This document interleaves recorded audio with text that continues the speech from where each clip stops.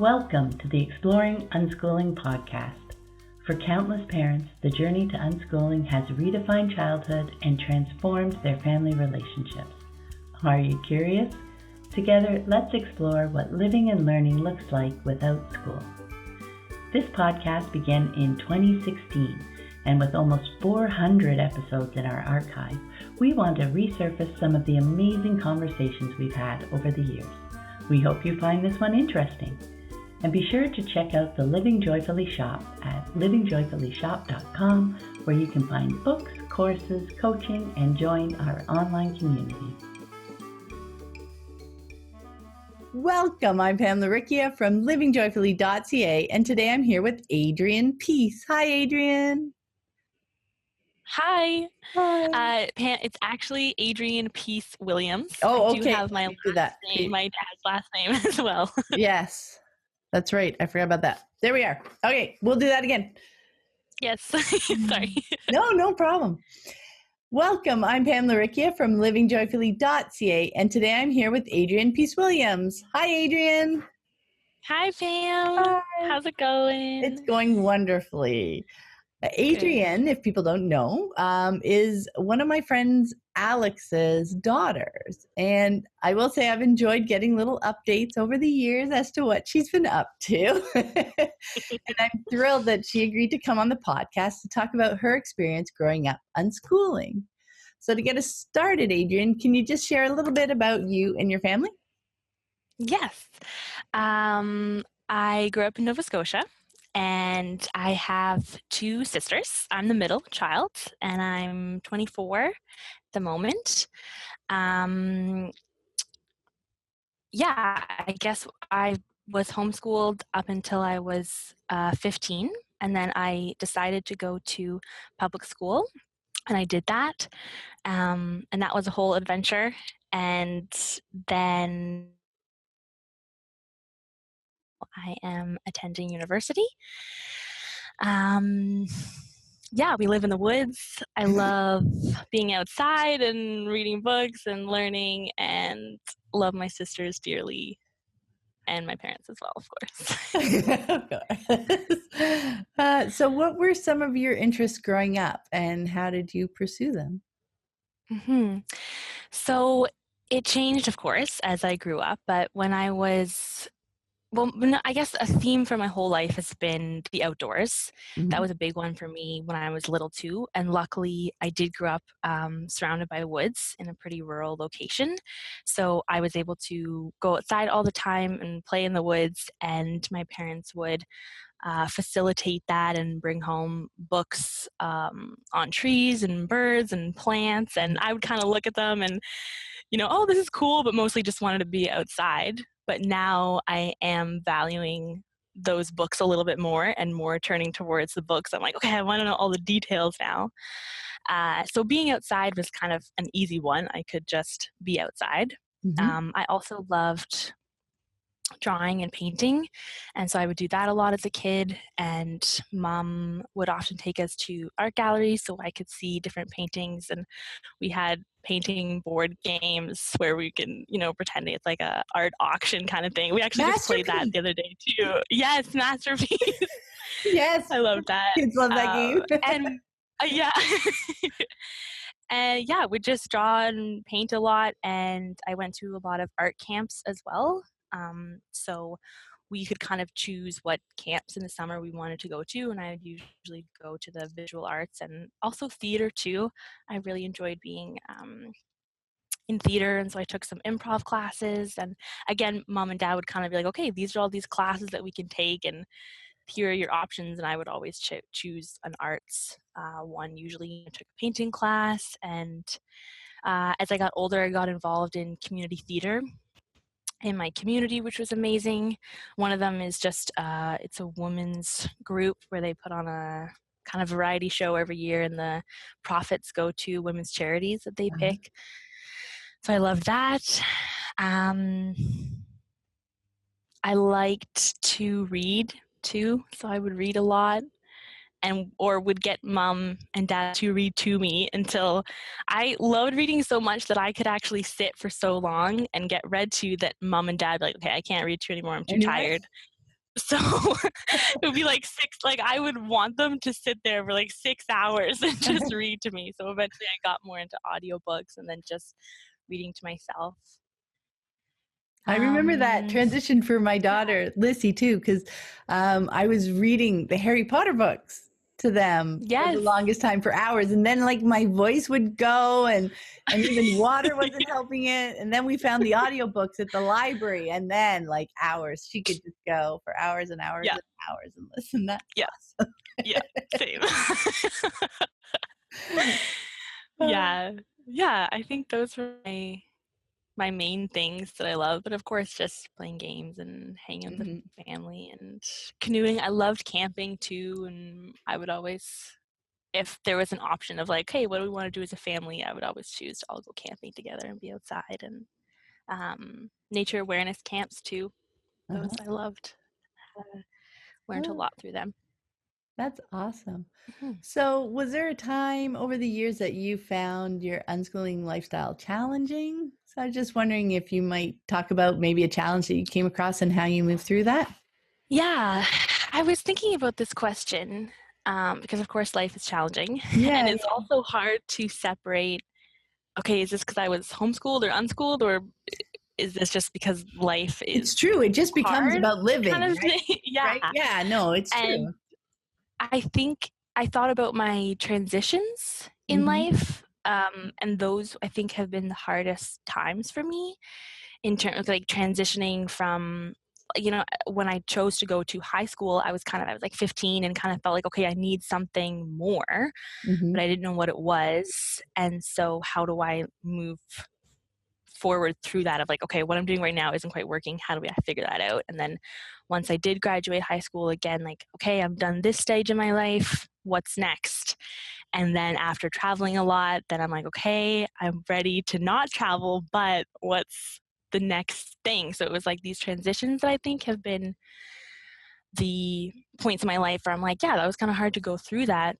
And I think the things that helped me were remembering what brings me joy and what my values are, and giving myself time to listen to myself. Like I think I've learned that I personally take a lot of time to come to decisions sometimes, and it's important for me to give myself that time and to remember that it's okay, and it's okay to make a mistake or decide something and start it and be like, no, this actually is not the right thing, and then do something else, and maybe that keeps happening, and then eventually you'll find it and you'll love it. Yeah, you kind of hone in on things over time, but through your experiences, right? But I think that time piece is such an important point, because you do have to keep giving yourself permission, because that's not something society kind of in general supports, does it? It's like, no, boom, boom, boom, right?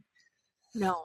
Yeah. And I think in those transition periods, or sometimes I can feel this pressure of like, okay, what are you going to do? What are you going to do? And I think remembering to kind of protect myself from that and I'm going through my own journey right now, and that's okay. And I don't need to, please these people in society that think I need to be doing this or doing that.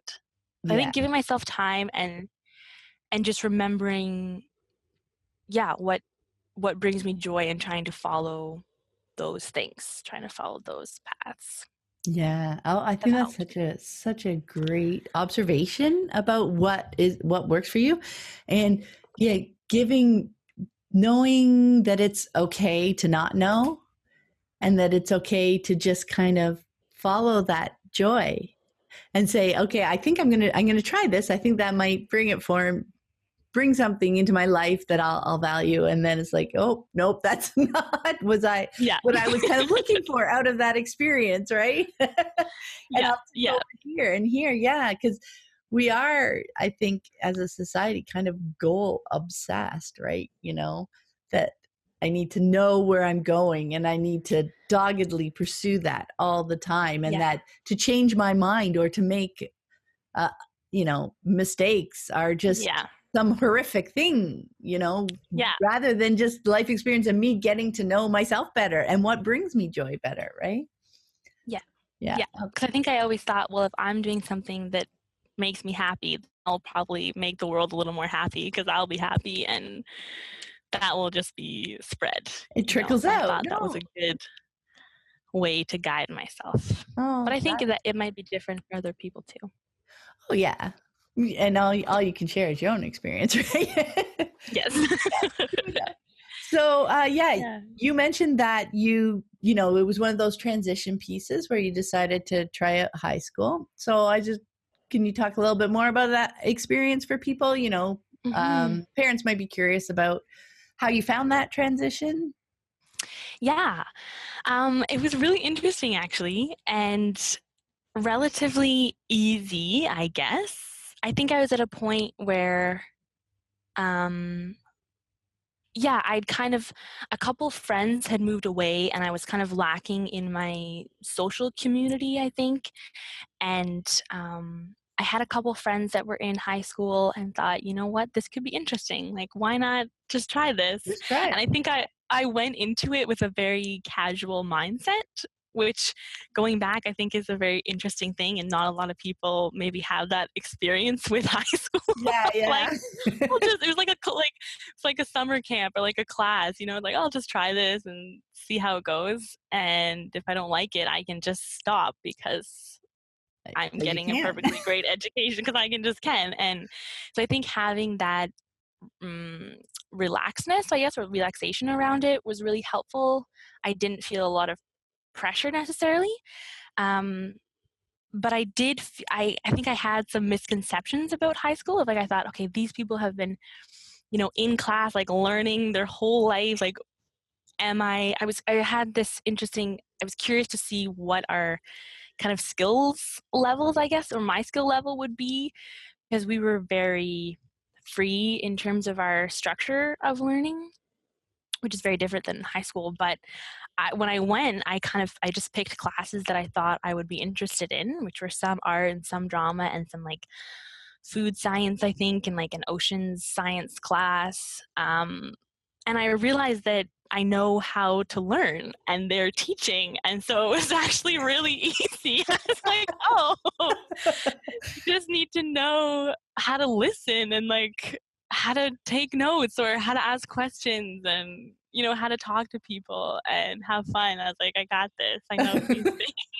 Oh, I love that. And yeah, so it was really cool, I think, that I got to have that experience. I also had a lot of help too. Like, my older sister was also transitioned to high school, and she was there, and I did have some good friends there, so they were able to I did know people. I wasn't going into this totally new space, and my teachers also were amazing, because my spelling and reading was not at the level as my other peers, and they could have been much harder on me, I think, about my spelling, but I think they knew that I understood all the material and just and they could see that it was getting better. And it was, I found that, it got better really quickly and was fine. So I also had lots of help from my community with that transition, and met lots of great people too. But I also had, I think it was interesting to get to know a lot of people my own age, because I think homeschooling, I had a lot of friends that were a bit older and a bit younger and kind of would usually hang out in a group of multi-aged people. And so now it's kind of, put into this like, okay, we're all the same age, we're all at this like same age, I guess. And it was interesting. I think I realized that Nova Scotia, where I grew up, is a different place too. I was exposed to a very different community, which I really valued. And I think it made me realize that I knew myself a lot better than I thought I did. Or I didn't even realize that I knew myself, but when I was with a lot of other people that I think were still learning who they were, it made me realize, oh, I've had this time to just be with myself and not always be comparing myself to people. And I think I realized that I had a bigger sense of self than I knew I did, which was really interesting. Yeah, it was. I did. So I went in through halfway through grade 10, and then I did 11 and 12. And by year 12, I think I did end up like, that was another hard part for me where I think I lost a bit of the mentality that my parents tried to teach me through homeschooling. Like, I think I started caring too much about the things that I didn't actually care about, if that makes sense. Yeah, yeah. Yeah. But I'm also glad that I had that experience too, because I also learned from that. Yeah. And I think now I know a little bit, okay, this is what a public school can be like, and this is what homeschooling can be like. And now I have these two perspectives, which have been really valuable in my life as well. Oh, that is so interesting. I love the way you were able to articulate that. Those are really great pieces, like to differentiate between the different kind of lifestyles and being able to choose it, right? And to choose to stay, to know that you could leave if you wanted to, helps you almost be there to observe and to notice those things, right? Because you knew you were, I don't know, it just feels like when it's a choice, you come to the whole experience with a different mindset, right? A more open kind of mindset. Yeah. Yeah, that helped you completely become more self-aware too about yourself within the bigger picture of it all, right? Yeah. Yeah. Yeah. And I think it was a concept that a lot of my peers had never considered. Mm-hmm. And so when I was explaining, like, I'm just here to kind of try it, they were kind of like, whoa, what? Like, what? I was like, I don't even, it was like some really interesting, fun conversations came out of it, because it was almost comical, because I was like, I'm just doing this. They were kind of like, wow, it's been my whole life. I'm like, yeah, whoa. So it was good. Yeah. Oh yeah. Oh, that's so interesting. So interesting.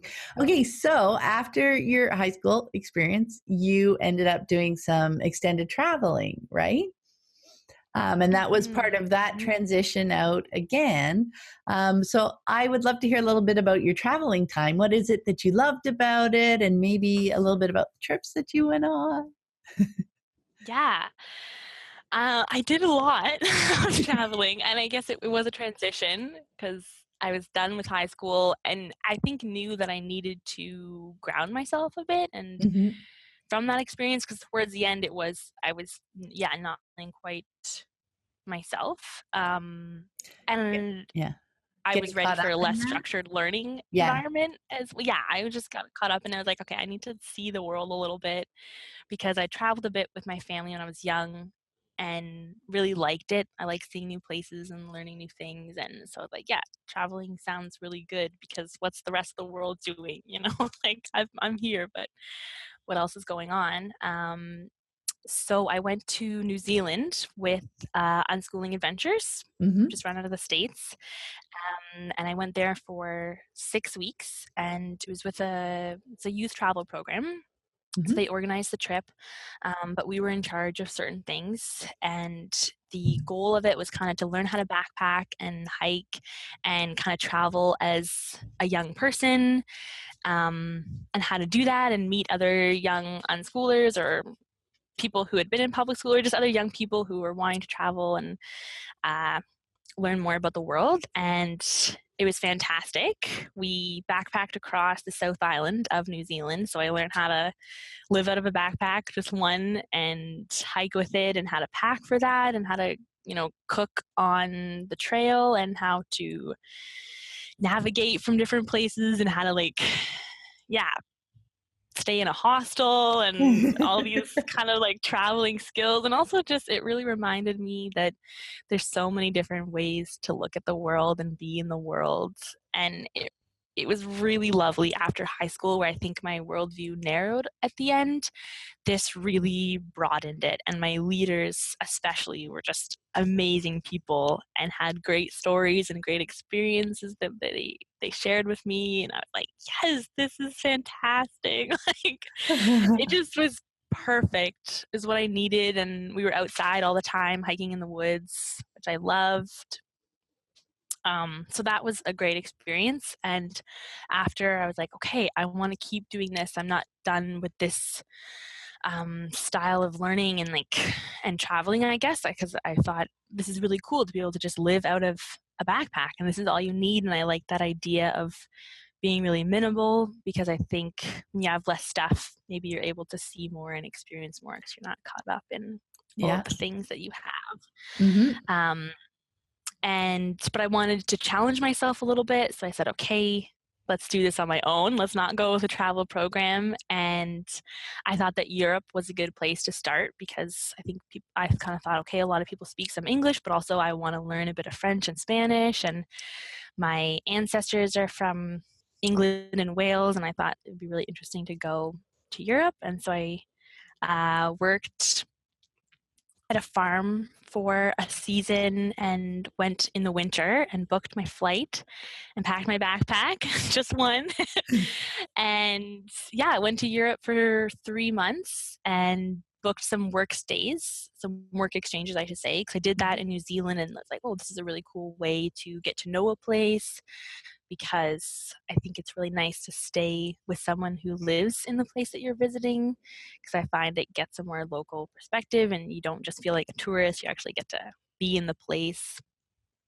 And so, yeah, I did some work exchanges on a farm and with a couple families, and did some hiking and sightseeing. And my mom and my younger sister came to visit me for a little bit. And I went to Spain and France and Italy and England. Wow. And it was fantastic. It was probably my most challenging trip. I learned a lot about myself, because being alone in a foreign country with just a backpack, there's you're like, okay, I'm just doing this, I guess, and I need to figure it out. Like, where am I going to stay? How am I going to get there? How am I going to afford that? And what am I going to eat? And I feel like I started to connect more with my cooking, because that was probably the first time that I was really totally in charge of my own food, which was interesting, because before I've been either living with my family where it's more collaborative, or traveling with a group where it's also more in a communal way. And so this was okay, yeah, I need to figure out how I want to eat and cook, and where am I going to do that, and hostels and trains, and meeting new people and speaking different languages. And I definitely learned a lot. And I think my most important lesson from that trip was that people really matter to me, because I went alone and I had this okay, I need to, I think, prove something to myself that I can do this alone. And I remember looking at the Colosseum in Rome and being like, okay, this is really cool. I've seen this in tons of movies. It's this extremely famous, thing, so much history. But I was like, but I don't have anyone to share this with. So what does this mean? And it was kind of not much. This doesn't really mean anything right now, because I miss my sisters. And yeah, I miss that connection of sharing with people. Sharing an experience. So it was really interesting. With someone. Yeah. Wow. But I think it was really good for me to go through those things alone and to realize that those connections are really important to me. Isn't that a wonderful way to learn these things about ourselves, right? Is to have experiences that, like you were talking about before, these aren't mistakes or wrong. These are things we're learning along the way that make us more whole, because we're learning more about ourselves, right? So now that we know more, then our next step can be towards the stuff that we know more about. Does that make sense? Totally. And so, yeah, my next traveling, I was like, okay, I want these connections. So I decided to, and I also realized that I really enjoyed learning Spanish. Mm-hmm. And so I went to Nicaragua and did volunteering for about 6 weeks in the same place, because I also was in Europe and was I'm moving around a lot, and that's ended up being exhausting, and I want to connect with one place. And so went and did volunteering and got to know a community and people and took Spanish lessons. And that was incredible. That was awesome to really, see into a different kind of world and speak a different language and learn how to, it was on a permaculture farm for a bit. So also following my interest of being outside and working with my hands. And then also working with kids a little bit and doing art too, which are also, I like doing art. So it was teaching just art classes for about a week and then working on a permaculture farm for about a month. And it was lovely. I was like, this is it, because I'm coming to this place and actually feeling like I'm contributing to the community a little bit instead of just being a tourist, and which is also great to do sometimes, but it felt more meaningful to me to make those connections. Yeah. And exactly, it's all about the stuff we're learning about ourselves and what's meaningful to us. Like you said before, it's not a judgment on other people making other choices, because those are the choices that work for them, right? It's that whole piece that you figure out that we're all individuals, and as we step towards our joy, doesn't mean that everybody else's steps need to look the same or that our steps are wrong because they look different. It's a bigger picture appreciation, isn't it? For everybody doing what they love. Yes. Yeah. It was, And I think I came across, I like how you were saying about everyone's following their own joy, because a lot of my peers were going to university or college at that time, and that was kind of like the mainstream that everyone was going towards, but I kept choosing to not do that, I guess, and to keep working and traveling, because I was working really hard in between all my trips. And I think that was kind of cool for me, because it taught me that I can keep making my own decisions, and that's okay, and to keep following what I love has turned out really well. And it was nice it was like a continual affirmation, I guess, of yes, you can keep making your own choices, and everyone's doing what they want to do, and you don't have to do what other people are doing, or you can, and that's great too, but as long as it feels right in your heart. As long as it's your choice, right? Because now you've made the transition, right? Now you're going to university, right? So you want to talk a little bit about that transition and how that's been going for you?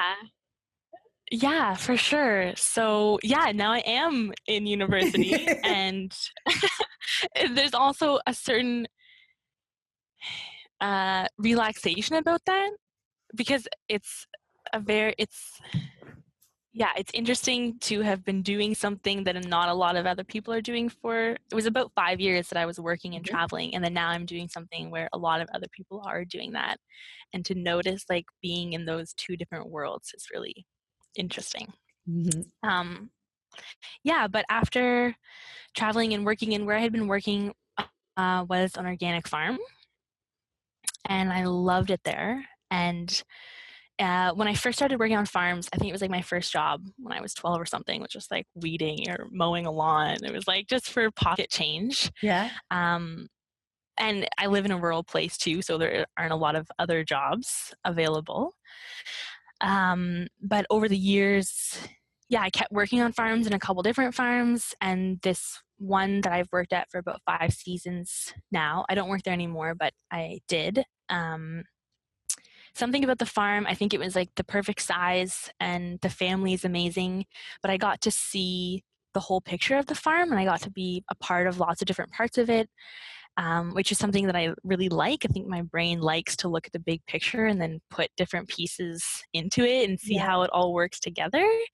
And I love being outside and working with my hands, and I got to work at the farmers market where we sell our produce and see how my work was connecting to the community, which is something also I've really learned that I value, is feeling like I'm helping my community and contributing to the world in a positive way.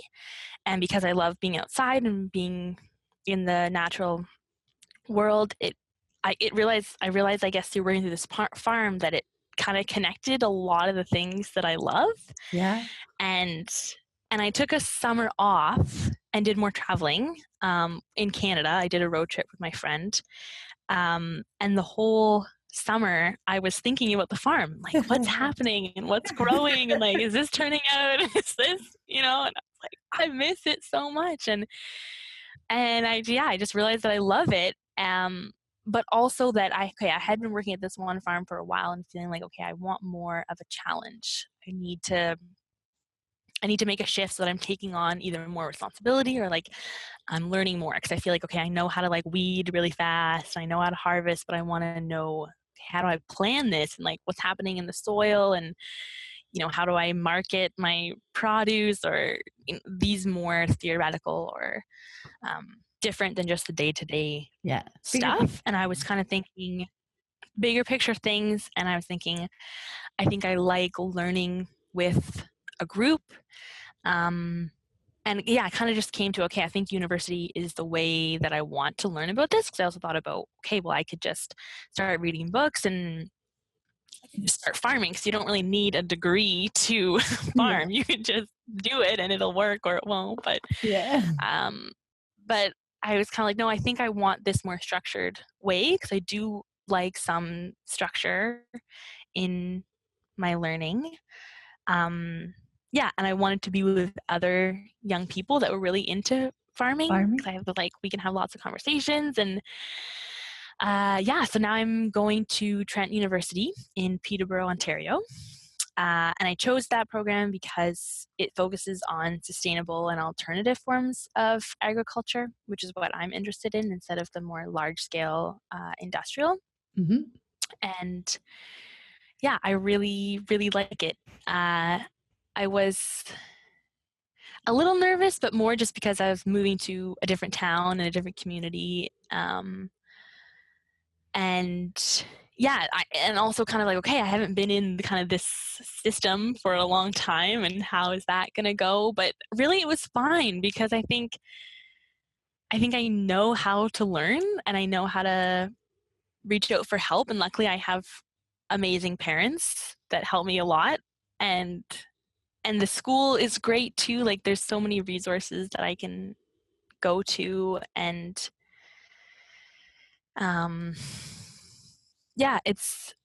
it's been really good. I think the thing that's been important for me is to find peers that also have a similar-ish mindset around school.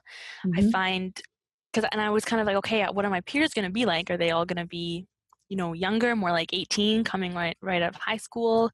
Will they be older? Will they be mixed? Or, but I found that it is more diverse, especially with my program. I think a lot of people come to agriculture maybe at a bit of an older age instead of right out of high school, but it's a diverse group, which I really appreciate, because they have lots of different perspectives that we can talk about. And not everyone, wants to farm. Some people are just really interested in agriculture and kind of food policy, and some people do want to farm, and some people, they want to do, livestock or vegetables. And so it is diverse, which I really appreciate. Yeah, that's lovely. Yeah. So it sounds like you're enjoying that so far. Yeah. It feels like, I feel like the program is really perfect, because it's not very hands-on, but that's kind of great, because I've already had a lot of hands-on experience, and I want I'm taking an organic agriculture class next semester, which I think is going to talk about kind of policy and certification methods, and then environmental implications of agriculture. So kind of like, okay, how are agriculture and the environment related, which they completely are. And last semester I took world food systems, so looking at like, okay, how does food move globally and like traded? And I think that's really important for me to know. And it feels like all the classes so far have been like, yes, this is what I need to know. Like, this is important for me to learn. But I still do question whether, like, how important graduating is to me, because there are some classes that are required for my degree that I don't necessarily think will be extremely interesting. Mm-hmm. So I'm still trying to figure out, how important that piece of paper is to me, and how valuable those classes will be, and kind of like, okay, well, is it not interesting because I don't know anything about it, or because I haven't tried it, or is it like, no, I really still want to take this class? Like, okay, how do I work with this? Because there still is a lot of pressure from within the university to get that degree. Like, that's what the whole program is setting you up to do. Yeah. That's the point. That's their But for job. me, Yeah. that's their job. But I'm like, well, my point is learning. And so, and like, and using this information to hopefully one day apply it to my life as a person growing food for my community. So there's slightly different agendas happening here. And it's sometimes tricky to, balance Navigate them. But that. so far it's good. I think it will be more towards the end of my degree, kind of like, okay, is this worth it? Is it not? And I don't ever want to sacrifice my time for something that I won't necessarily care about. Because I think towards the end of high school, that is what was happening. Was like, I'm just doing this for someone else now, not necessarily myself. And so it didn't feel good. So I'm wary, I guess, a little bit, and cautious of like, okay, this is what the university wants. This is what I want. Just make sure I keep on my path here. Oh, Adrian, it is great. I love all those questions you're asking yourself. That's perfect. Like, and that's how you're going to kind of feel your way through it. And I mean, that's how you feel your way through life, isn't it? Right? Yeah. Really, because there's always pushes and pulls and things from various directions. And, it's like trying to really get clear on what we want out of it, what you want out of it, and the implications. Like as you said, that tendency to easily get sucked into that even sounds too harsh almost, but other people's agendas, like they're everywhere, right? And like it's not necessarily a bad thing, but being aware of it, so that even if you choose to not lose sight of the fact that you're choosing, right? Yeah. Because you can easily kind of slip over into, I'm not making these choices from a personal perspective anymore. They're choices that have showed up here and I fell into, kind of deal. But I think you're asking yourself such wonderful questions. It's fascinating. Thanks so much for sharing. Yeah. So what do you appreciate now, from your perspective at this moment, most about living an unschooling lifestyle growing up, right? Or being just free to live, right? Because like we were talking about before, to label what's unschooling versus, what's living, eventually it just becomes living your life, doesn't it? Yeah, it does. So what do you appreciate most about being able to just live your life growing up? It's almost that, like, so much. And I think it's time and space that was really important for me, and freedom, and not being constantly, I guess, judged and evaluated, I guess, on my decisions and choices. Like, I was really, of course, we were working as a family, so not totally free. Like, I had to, work with my sisters and within the context, parents, of course, within the context. But the freedom to like get to know myself. And then I didn't even know that I was getting to know myself. Like I didn't even realize that was happening until I was in a situation where that hadn't happened for people. But I think, the space to just be, the space to have time to listen to myself and know, and like learn how to listen to myself and learn how I work and how I, to learn, okay, what brings me joy, what doesn't, how do I deal with making these decisions, and having the time to even think about that. Like, okay, I'm like, maybe I don't want to take this class. Okay, why don't I want to take this class? Or like, just the time.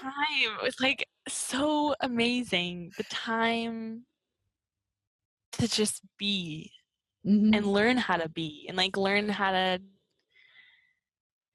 be in relationship with nature and my family and my community. And Just I think if explore. I just explore. Yeah. Oh, that's Time to just be a kid and like play. Like, oh. So that leads nicely into our last question. As a grown unschooler, what piece of advice would you like to share with unschooling parents who are maybe just starting out on this journey? Yeah. I thought about this question, and it's tricky because I think every parent and every kid and every community and every environment is different. So it's going to look different for everyone.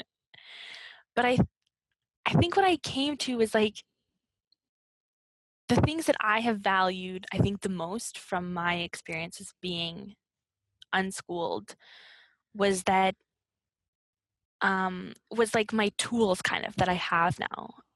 That I think being an unschooler got me, and the parents that I have was like, okay, how do I listen, and how do I communicate my needs, and how do I listen to other people's needs, and how do I know how to ask questions when I don't know the answers, and how do I go into a new situation feeling okay and feeling like, okay, I can do this, and even if I don't know how to do it, I know what my next steps are or how to figure it out, or okay, this didn't work, where do I go from here, and how to live and how to love too, like how to love myself and how to love other people, and how to figure my way around a city, and like how to take care of other kids, or like how to have a conversation with an adult when I'm 3 or like I think knowing how to learn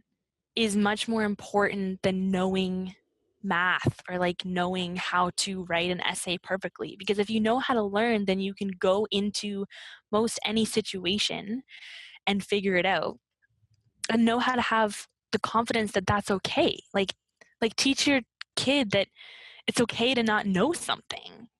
It's okay to be wrong or like make mistakes, and it's okay to do these things. And those are the situations where you learn, because if you know how to learn and if you know how to fail, then like you can do anything, I think.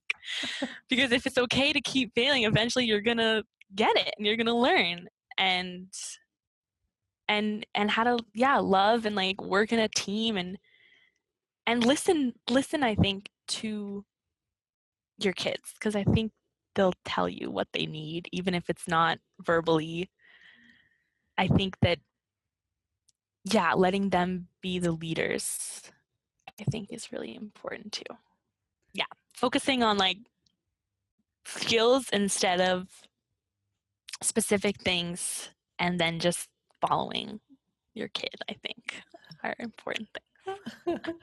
Oh my goodness, Adrian. Thank you so much for taking the time to speak with me today. It was so much fun. Thank you. Thank you. Yeah, thank you too, Pam. It was really, really nice. Oh, good. Yeah. I'm glad you enjoyed it. Yeah, it's fun. It is. I so appreciate it. And best of luck next semester. I hope you really enjoy your classes. Thank you. Thank you. Yes, I'm excited. All right. Thanks again. I'll talk to you soon. Thanks, Pam. Bye. I want an update. Bye.